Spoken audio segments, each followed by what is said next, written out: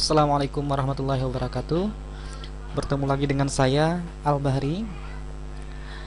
Pada kesempatan kali ini saya akan membuat tutorial tentang aplikasi sederhana minuman, menu minuman ya. Langsung saja kita ke Visual Studio-nya.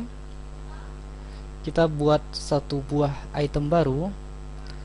Kita buat satu item baru dengan cara klik kanan pada search file, add, dan kemudian new item. Kemudian pada bagian ini pilih C plus file dan kita ganti namanya menjadi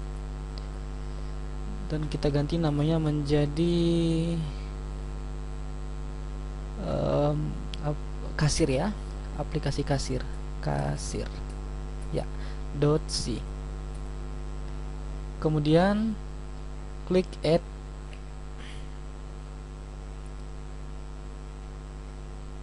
Ya, sudah dibuatkan satu buah file kasir.c. Sekarang kita lakukan kodifikasi.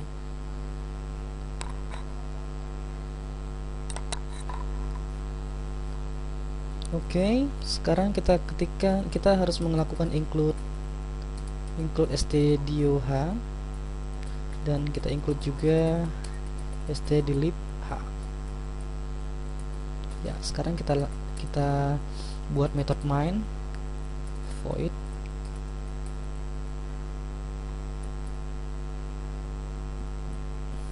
ya. Sekarang kita buat programnya. Ya, begini programnya. Pertama kita melakukan inisialisasi terhadap variabel kode, jumlah, dan total. Di sini saya memberikan nilai 0 kepada variabel total agar dapat dioperasikan pada rumus berikut ini. Ya, seperti ini. Kita bisa lihat di sini total sama dengan total plus rumus berikutnya. Jadi seandainya kita tidak mengisikan nilai awal total ini 0, kemungkinan variabel ini tidak dapat dioperasikan. Seperti itu. Ya, untuk file seperti ini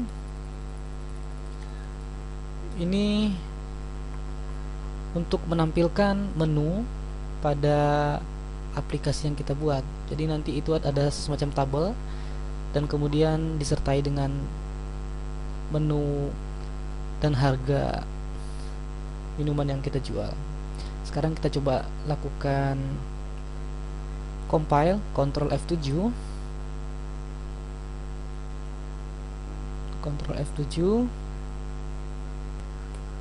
dan setelah Ctrl F7 sekarang kita tekan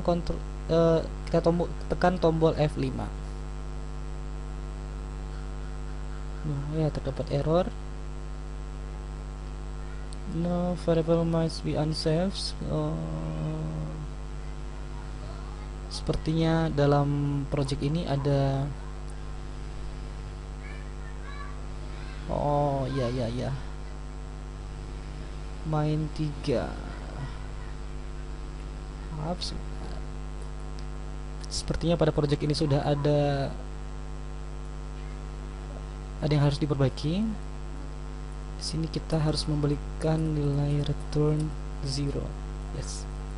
Sekarang kita kembali ke aplikasi kasir kita dan coba lakukan running lagi. Ctrl F7. Ya, sudah tidak ada error. F5.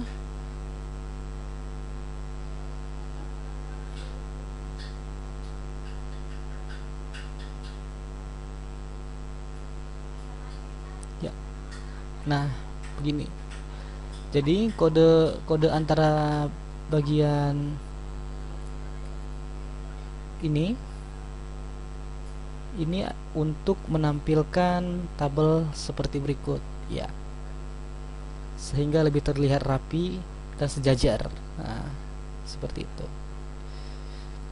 Di sini kita bisa melihat ada perintah backslash dua kali itu sama dengan perintah tab, tapi untuk membuat hasilnya sejajar kita harus memberikan spasi terlebih dahulu, dan semuanya dimulai pada kolom yang sama agar menghasilkan tabel yang sejajar seperti itu. Sekarang di sini ada pesanan. Pada bagian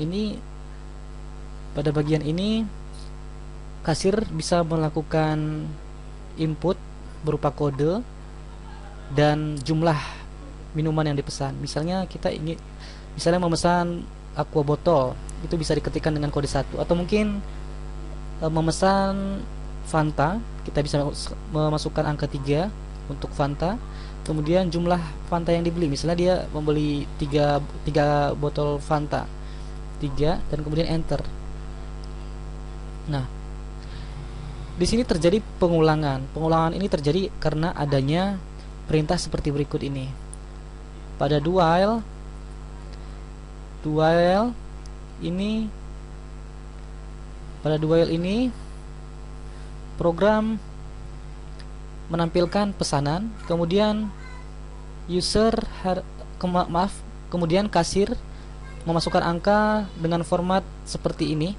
Jadi kode minuman dulu dan kemudian disertai dengan jumlah minuman yang dibeli, ya, seperti yang terlihat di bagian ini, seperti yang terlihat di bagian petunjuk ini, ya. Jadi setiap kali kasir menginput jumlah barang yang dibeli, maka akan terus terjadi pengulangan. Hal ini tidak akan terjadi pengulangan lagi seandainya kasir memasukkan angka 0 untuk kode barangnya dan angka 0 juga untuk jumlahnya. Kita contohkan saja di sini. Misalnya kita beli lagi yang lain, ya. Misalnya kita beli Pulpy Orange, kita beli 4, kodenya 4 dengan jumlah, misalnya kita beli 2, kemudian enter. Nah, jika sudah selesai, kasir cukup memasukkan angka 0 untuk kode dan 0 untuk jumlah. Kemudian program akan langsung menampilkan harga keseluruhan 20.500. Kita buktikan. Pesanan kodenya 3 itu Fanta dengan harga 3.500. 3.500 dikali 3, 9.000, berarti 10.500. 10.500 ditambah 10.500 ditambah 10.500 ditambah 10.000. Ya, Pulpy Orange harganya 5.000 dikali 2, 10.000. 10.000 ditambah 10.500 maka menghasilkan 20.500. Ya, benar. Nah, sampai di sini program selesai. Kita coba exit.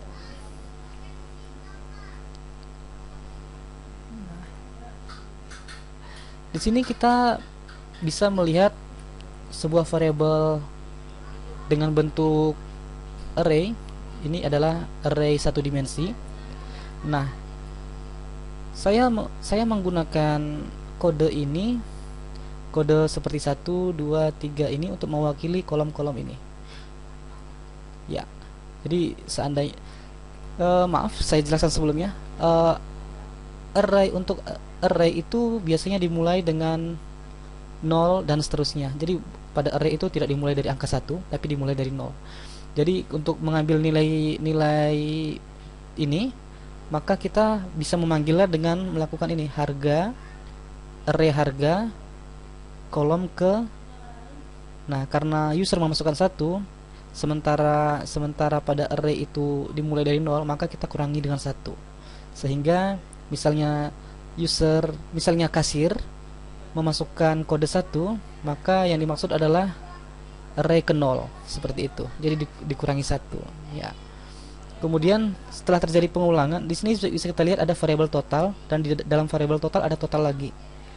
Ini untuk mempermudah penghitungan keseluruhan jumlah dari minuman yang telah dibeli oleh pelanggan, seperti itu.